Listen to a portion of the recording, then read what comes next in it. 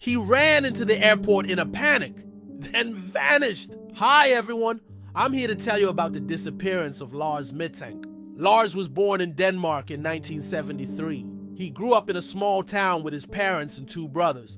Lars had an ordinary life. He held down a steady job as a butcher and spent his free time playing soccer and hanging out with friends. But in 2001, everything changed. On May 24th, 2001, Lars was supposed to catch a flight from Copenhagen Airport to London. The flight was going well, and nothing seemed out of the ordinary until suddenly, 30 minutes before landing, Lars got up from his seat and went to the bathroom. When he came out of the bathroom, he looked around in a panic. He quickly took all of his belongings and ran off, sprinting down the aisle of the plane and out of the exit door. Now, obviously, this was very strange, but it was also dangerous. The plane was about to land, and this guy was running around like a madman. So the pilot did what any reasonable pilot would do. He turned the plane around and flew back to Copenhagen, where authorities were waiting for him. But when they got to the airport, Lars was nowhere to be found. There was no sign of him anywhere. It was as if he had vanished into thin air. What makes this case even stranger is that Lars had bought a one-way ticket to London. He didn't have a return ticket, and he had no plans to come back.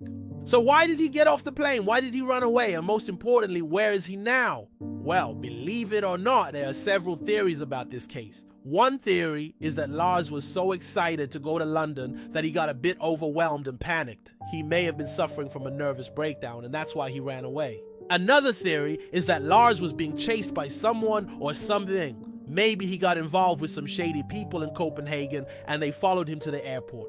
But then what happened to him? Did they capture him or did he escape? We may never know. There's also the possibility that Lars planned this all along. Maybe he faked his way onto the plane and stole someone's identity in order to start a new life in London. But again, that's just a theory. Here's what we do know. After Lars disappeared, his phone was found abandoned on the side of the runway. A few days later, his car was found at the airport with his passport inside. And in the months that followed, there were several credible sightings of Lars in London. But every time the police tried to question him, he slipped through their fingers like a ghost. He was never caught. And that's the sad and strange story of Lars Mittank. What do you think happened to him? Let me know in the comments below. And as always, thanks for watching.